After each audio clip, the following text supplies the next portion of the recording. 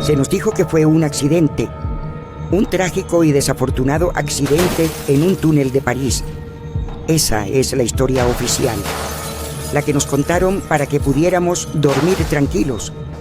Pero yo estuve allí, vi los informes que nunca salieron a la luz, leí los testimonios que fueron silenciados y sé que la corona británica es mucho más que una familia, es una máquina de supervivencia.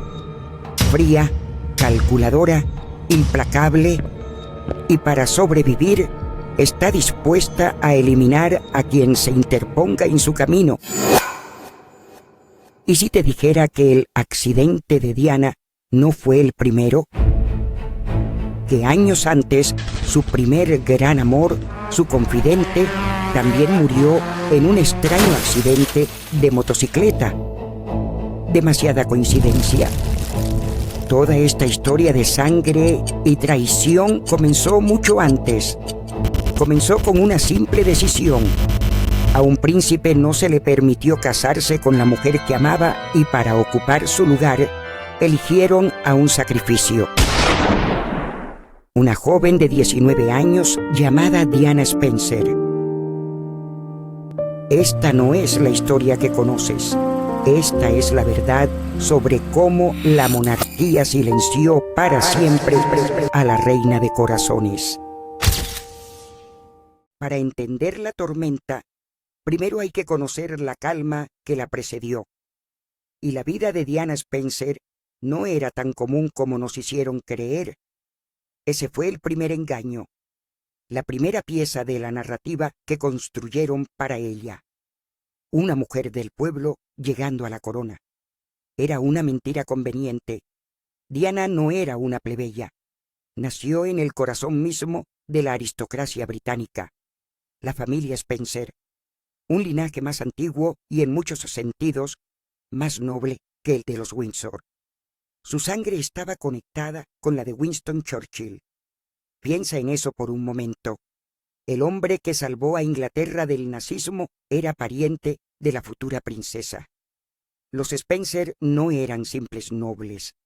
Eran conocidos por su pensamiento progresista, casi rebelde. Fueron de los primeros en apoyar la independencia de Estados Unidos. Se opusieron a la esclavitud cuando hacerlo era considerado una traición a la patria. ¿Te das cuenta? En sus venas corría una vena de desafío. Una humanidad que la casa Windsor había perdido hacía siglos. Diana creció en este núcleo, refinado, sí, privilegiado, por supuesto, pero también humano.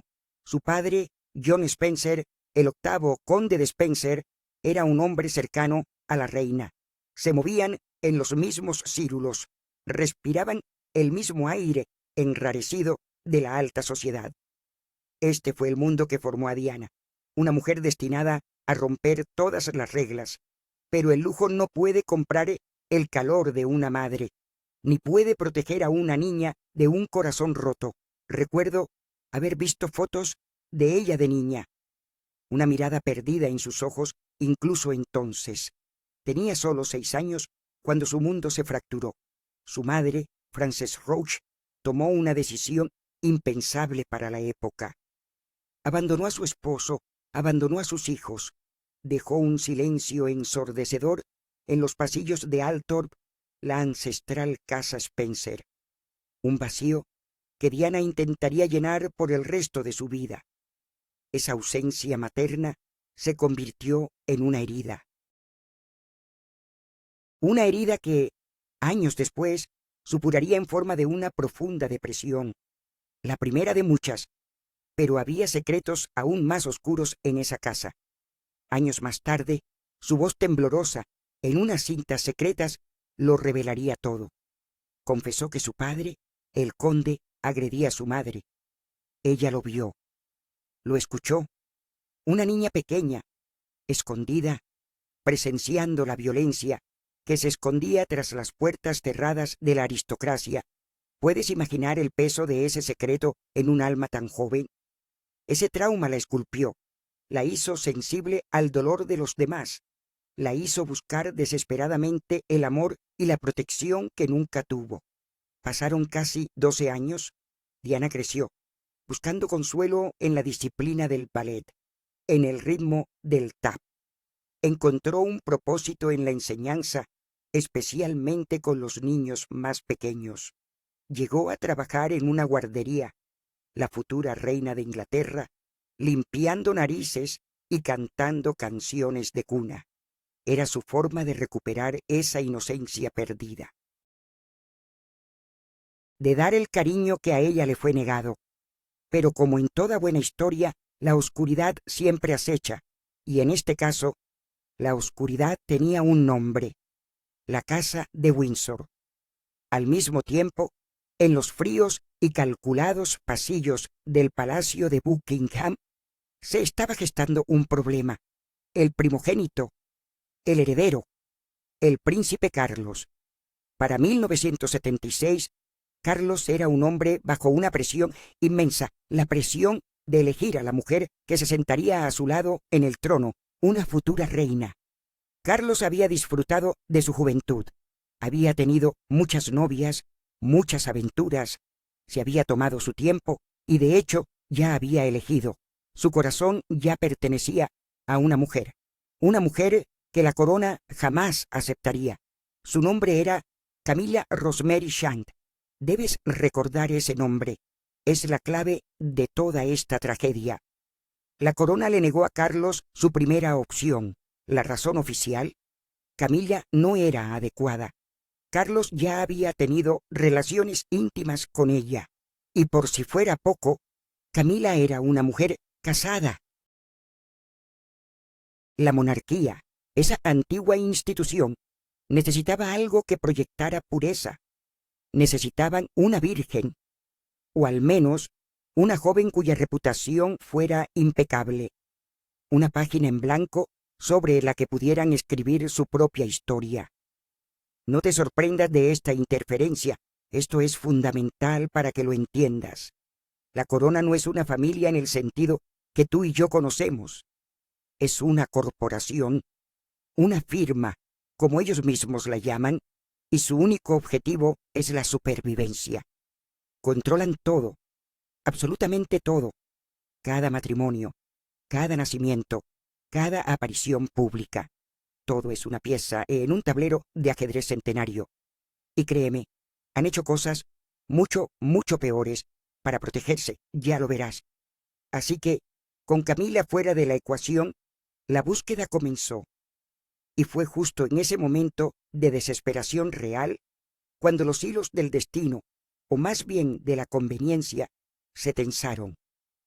Las vidas de Carlos y Diana estaban a punto de entrelazarse y ninguna de las dos volvería a ser la misma. Corría el año 1977. Carlos estaba saliendo con una joven de la aristocracia. Su nombre era Sarah Spencer. Sí, la hermana mayor de Diana. Fue durante ese noviazgo que Carlos conoció a la joven Diana, una adolescente tímida, pero con una chispa en los ojos. A Diana le encantaba su presencia. Él era el futuro rey, el centro del universo, y ella era solo la hermana pequeña. La relación de Carlos y Sara se desvaneció, como tantas otras, pero algo en Diana se quedó grabado en la mente del príncipe. Esa mezcla de refinamiento y una coquetería casi inocente. Era diferente. Llegamos a 1980. La presión sobre Carlos era insoportable. La familia real, los medios, el gobierno, todos exigían una novia, una futura reina. Ahora le habían negado a Camila. Su corazón estaba roto, o al menos resentido, y entonces, en su mente, surgió un nombre. Diana Spencer. Era perfecta, era todo lo que la corona exigía. Joven, aristócrata, sin pasado, virgen. Así comenzó uno de los noviazgos más fugaces y vigilados de la historia. Se vieron apenas 10 veces, 10 citas, antes de que Carlos le hiciera la pregunta que cambiaría el mundo. El 24 de febrero de 1981, se anunció el compromiso y el mundo entero se enamoró, pero no de Carlos, se enamoraron de ella. El impacto que causó Diana fue un fenómeno nunca antes visto. Era como un relámpago en la monótona y gris estructura de la realeza. Rompía el protocolo, se acercaba a los niños, saludaba a la gente dándoles la mano, tocándolos, algo que ningún miembro de la casa de Windsor hacía jamás. Esa sencillez, esa calidez, esa fue el arma que conquistó al planeta. Pero durante esos meses de compromiso, Diana descubrió la otra cara de la moneda, la cara oscura del cuento de hadas. Se dio cuenta de algo que cambiaría su vida para siempre.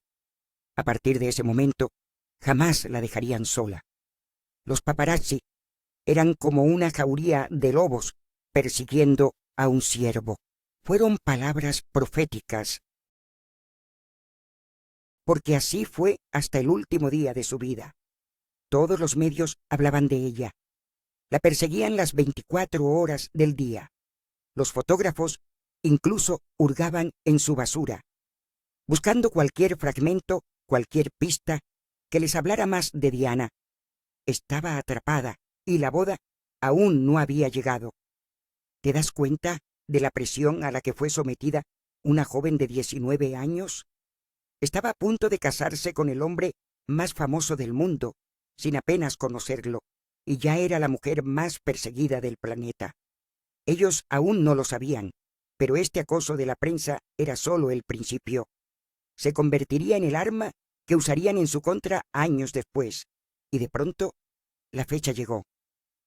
El 29 de julio de 1981, el día que marcaría el inicio del cuento de hadas. O al menos así lo vendieron los medios. La gran boda del próximo rey de Inglaterra y de la futura reina. El evento del siglo. Puedo recordar la atmósfera de ese día.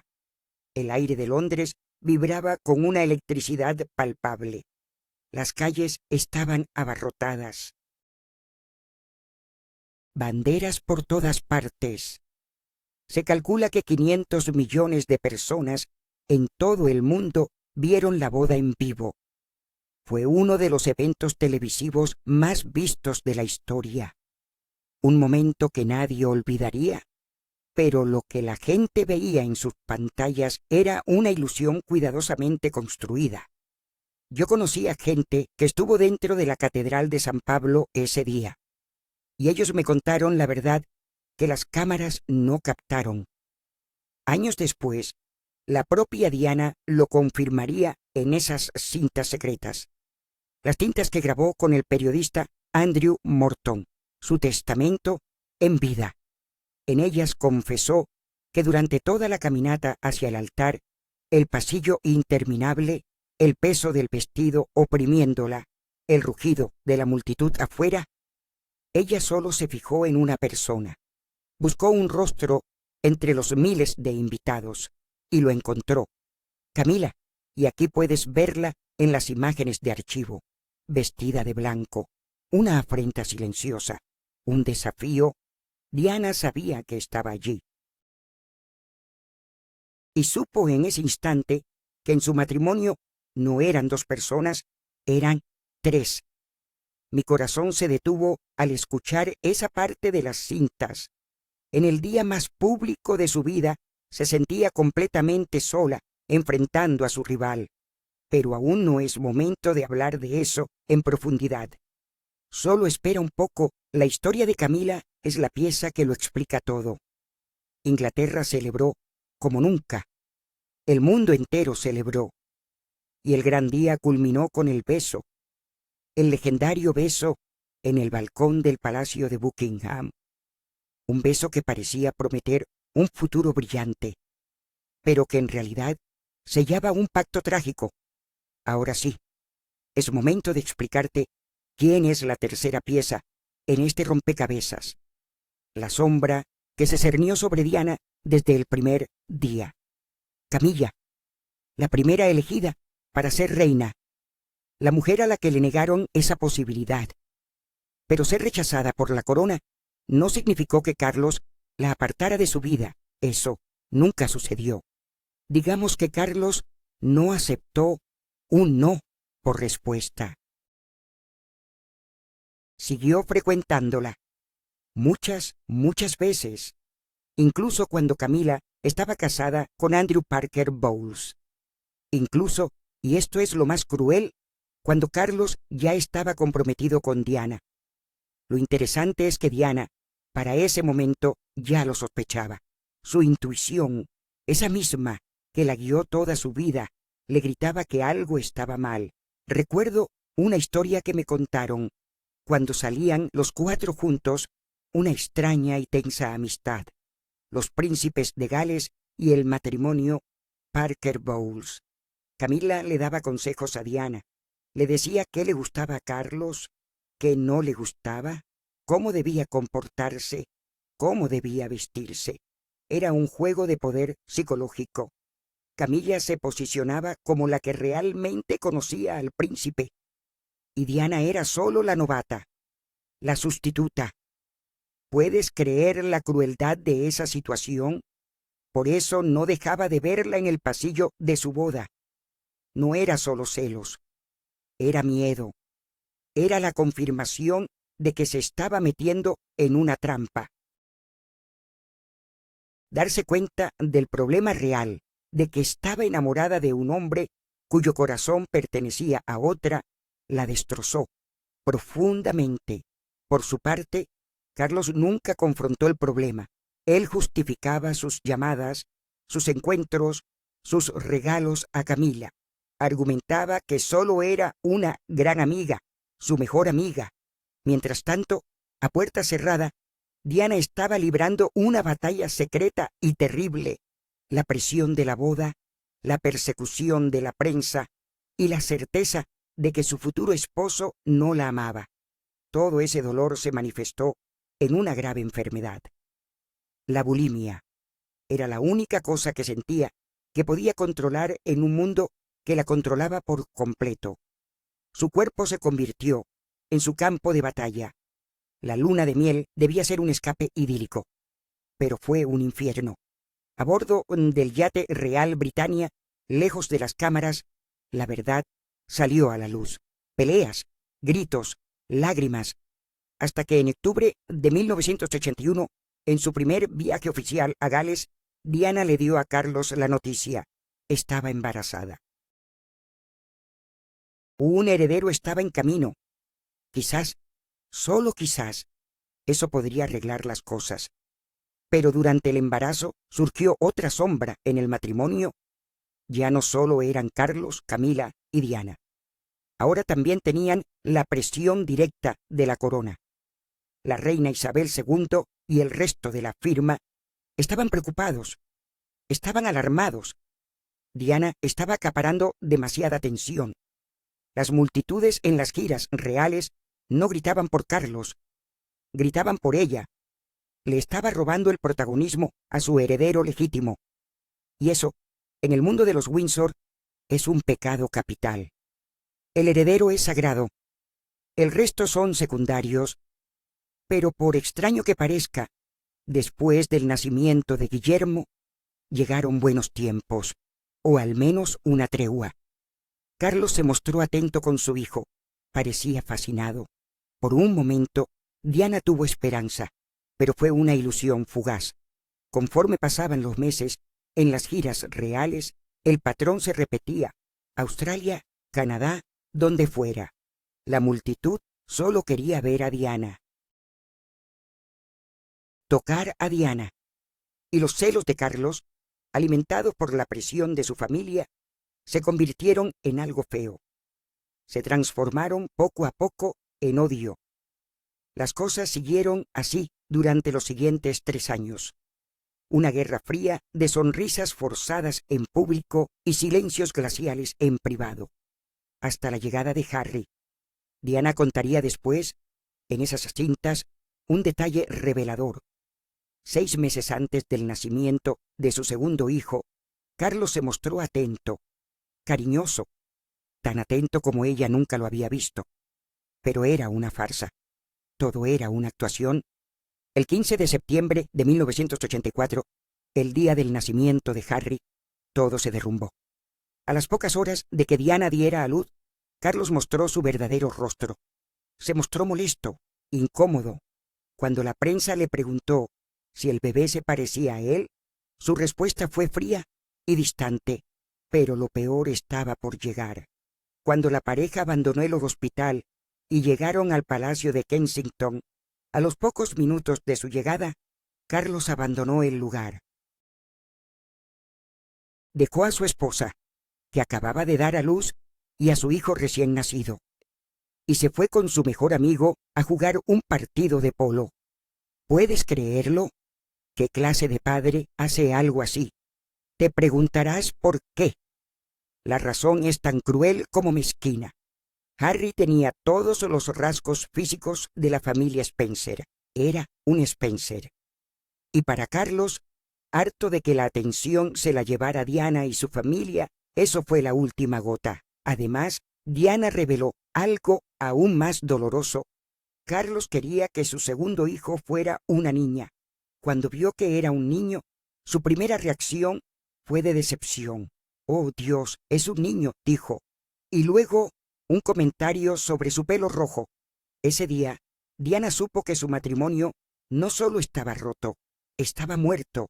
Superando todas estas adversidades y siendo totalmente consciente de que Carlos jamás la iba a amar, Diana entró en una nueva etapa, una etapa de aceptación y, lo más importante, de superación. Fue en este momento, en la soledad de su palacio, cuando tomó una decisión. Una decisión que cambiaría el mundo y que finalmente le costaría la vida.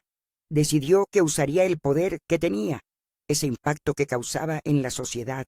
Lo usaría para algo más grande que ella misma, y lo hizo.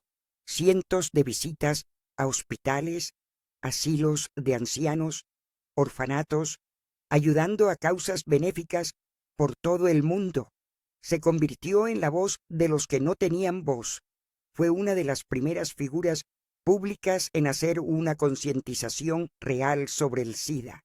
En una época en que la gente tenía miedo de siquiera nombrar la enfermedad, ella visitaba a los enfermos, los tocaba, los abrazaba, sin guantes, una imagen que dio la vuelta al mundo y destrozó el estigma. Tenía amigos dentro de la comunidad LGBT. Quería que el mundo supiera la verdad de esa enfermedad. Llegó incluso a revolucionar la moda, como nunca se había visto en la corona. Se convirtió en una de las caras oficiales de Versace, un icono de estilo global. A este punto, a ella ya no le importaba lo que pasaba entre Carlos y Camila. Había encontrado su propia misión, pero la corona inglesa estaba furiosa, absolutamente furiosa. Ver que alguien que no era de su sangre, alguien que había entrado en la familia por matrimonio, estaba tomando tanta importancia en el mundo. Estaban hartos de que Diana no entendía su papel. ¿Y cuál era su supuesto papel? Lucir bonita en los eventos, sonreír y nunca, jamás, opacar a su esposo, el futuro rey. Pero a Diana nunca le importó, y así fue como empezaron a hacer lo posible por dañarla, por destruirla. Diana se sentía totalmente sola, aislada. No tenía a nadie a su alrededor en quien pudiera confiar, nadie que la pudiera escuchar, nadie, excepto un hombre, Barry Manaki. Barry era el jefe de seguridad de Diana y Carlos.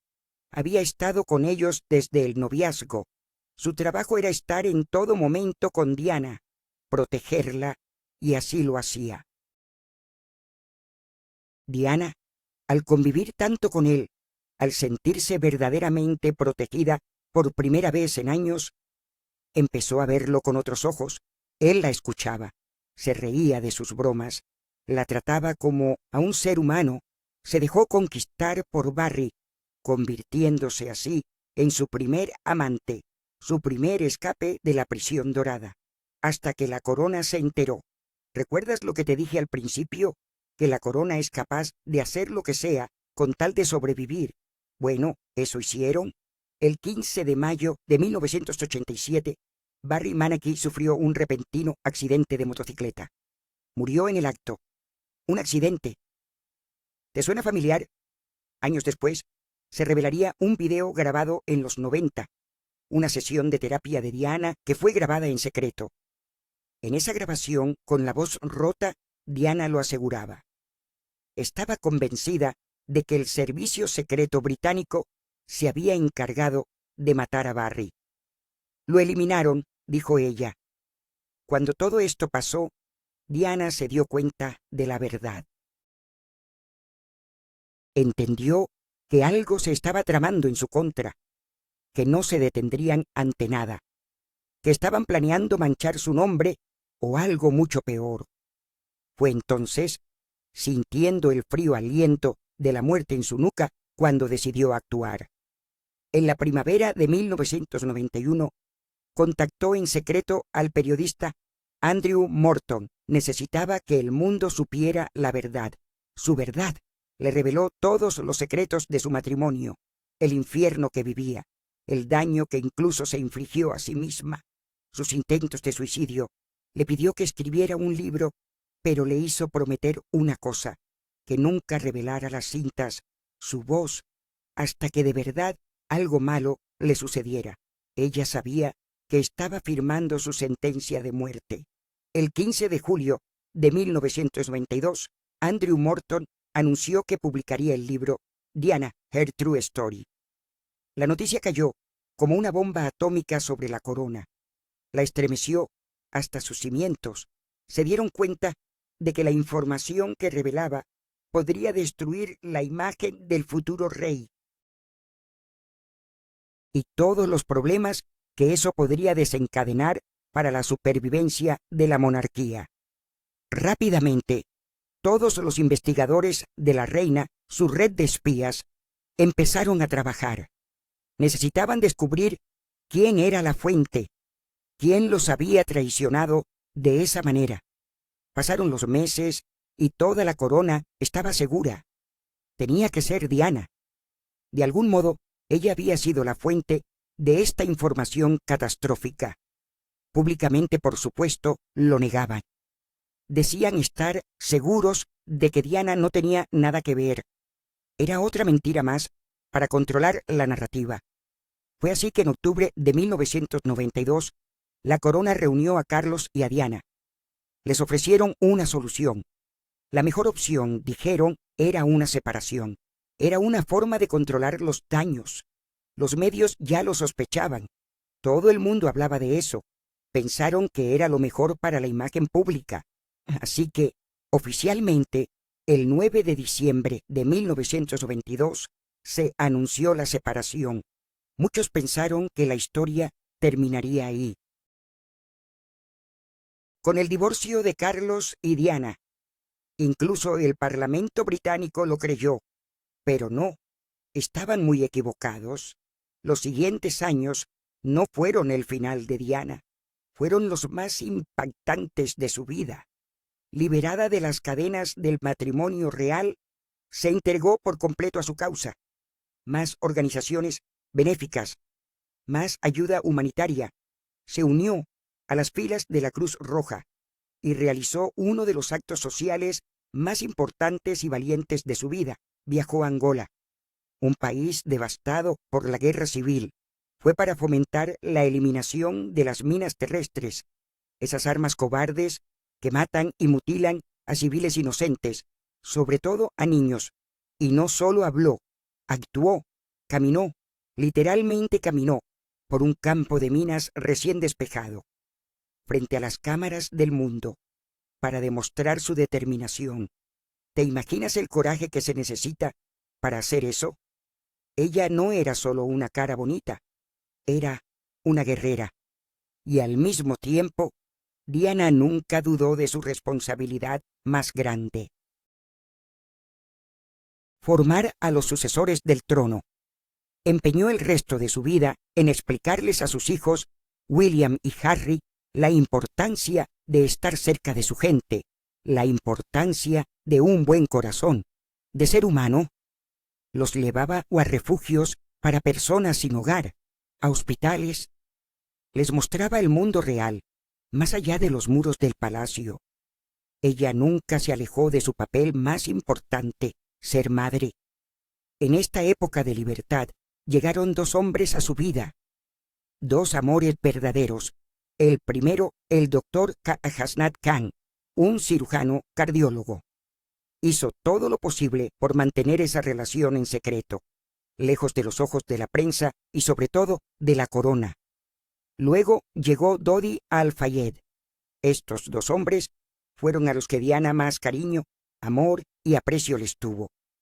Hasnat la enamoró por su forma tan normal, amable y humana de ser. La trataba como a Diana, no como a la princesa de Gales. No quería ser el centro de atención. Su relación fue apasionada, pero Hasnat no pudo soportar la presión. Diana era el centro del mundo entero, y él solo quería ser un gran cirujano, llevar una vida normal. Su relación terminó, pero Diana hizo lo imposible para protegerlo, para mantenerlo alejado del ojo público. Sabía de lo que la corona era capaz. Temía que le hicieran daño a él como se lo hicieron a Barry. Por otra parte, ya al final de su vida, llegó Dodi Al-Fayed. Era multimillonario. Le otorgó la seguridad y los cuidados que Diana tanto estaba buscando. En él, Diana pudo visualizar un futuro sin preocupaciones, dedicada a sus causas filantrópicas y al regresar a casa, un esposo amoroso esperándola. Era todo lo que ella siempre había pedido. Pero esa felicidad no duró. En 1995, Diana tomó una decisión que alarmó de sobremanera a toda la corona. Una entrevista para la BBC, la famosa entrevista con Martin Bashir. En esta entrevista sacaría aún más información delicada de su vida dentro de la corona. Y eso fue la gota que derramó el vaso. Ella habló en televisión global. Contó cómo la corona lo manejaba todo desde adentro. Pronunció la frase inmortal: éramos 3 en este matrimonio, así que estaba un poco concurrido. A partir de ese momento, la corona se dio cuenta de la verdad. Diana afectaría su imagen pública para siempre, y no lo iban a permitir, el que alguien que estuvo dentro del círculo íntimo los estuviera ventilando, divulgando información de cómo se manejaban. Los ofendió, pero más que eso, los aterrorizó. Diana se había convertido en una amenaza existencial para la monarquía. Y las amenazas existenciales se neutralizan. Agosto de 1997, el calor del verano en la costa francesa. Diana se encontraba de vacaciones con su novio, Dodi Al-Fayed, a bordo del yate de su familia. Se les veía felices, relajados, libres. Decidieron quedarse una noche más en París, pasear por las calles de la ciudad del amor. Se hospedaron en el Hotel Ritz, propiedad del padre de Dodi. El equipo de seguridad de Dodi recomendó que salieran por la parte trasera del edificio, donde, supuestamente, no había paparazzi. Y aquí es cuando la historia se pone extraña. Aquí es donde la versión oficial empieza a desmoronarse. En primer lugar, al abandonar el hotel, ningún paparazzi los vio salir por la puerta trasera. Pero de pronto, según el informe forense, aparecieron de la nada. 4 motocicletas a máxima velocidad. Paparazzi persiguiendo al Mercedes negro donde viajaban Diana y Dodi. Luego, la historia del conductor. Henry Paul, el jefe de seguridad del Ritz. Se supone que iba ebrio, pero testimonios posteriores y análisis de las pruebas lo ponen en duda. ¿De verdad iba tan ebrio como para perder el control de esa manera? La historia oficial dice que perdió el control del vehículo al verse perseguido. Impactó primero con un coche Fiat Uno blanco, que misteriosamente desapareció de la escena, y después impactó de frente contra el pilar número 13 del túnel. El pilar 13. Esto es totalmente extraño, ¿no crees? Es extraña la forma en que perdió la vida Diana, y es extraña la forma en que perdió la vida su examante Barry. ¿No te parece? Ambos en extraños accidentes de transporte, y como te dije al principio, la corona, la casa de Windsor, hace lo que sea, todo lo que esté a su alcance, con tal de seguir con vida, tengan que quitar del camino a quien tengan que quitar. El choque fue brutal, provocó heridas internas fatales a Diana. Por su parte, Dodie y el conductor murieron instantáneamente. El único superviviente, el guardaespaldas Trevor Rhys Jones, sufrió heridas tan graves que no recuerda nada del accidente. Conveniente, ¿verdad? Diana fue trasladada de emergencia al hospital. Luchó durante horas. Pero por desgracia, en la madrugada, su corazón se detuvo. El mundo se paralizó. Recuerdo despertarme con la noticia. Un silencio espeso, global. Todos perdieron el aliento al escuchar en las noticias de cada rincón del planeta. Lady Di había fallecido. Millones de personas asistieron a su funeral en Londres. Un mar de flores cubrió las puertas del Palacio de Buckingham. Un reproche silencioso a la familia que permanecía encerrada dentro, en silencio. Y millones más vieron el funeral desde sus hogares. Todo con tal de darle un último adiós a la mujer que había cambiado el mundo. A la mujer que, a su manera, había podido otorgar un poco de humanidad a una sociedad que se estaba destruyendo desde adentro. A la mujer que entregó tu humildad a una corona que nunca la mereció, porque Diana, aún sin un título real, logró más que toda la casa de Windsor junta. El más grande legado que dejó fue educar bien a los sucesores de la corona. Lo puedes notar tanto en Guillermo como en Harry. La humanidad y el buen corazón de su madre vive en ellos. No por nada, en la actualidad, Harry hizo lo impensable. Abdicó a su lugar en la corona, se marchó, huyó. Él entendió la lección que le costó la vida a su madre. Entendió que llevar el legado de la casa de Windsor no es necesario para hacer un cambio. Y quizás entendió que para proteger a su propia familia tenía que escapar de la firma. Sin duda, el gran legado de una gran mujer sigue vivo en sus dos amados hijos, y en la actualidad, en un mundo que necesita más compasión que nunca, ella está viva más que nunca en nuestros corazones.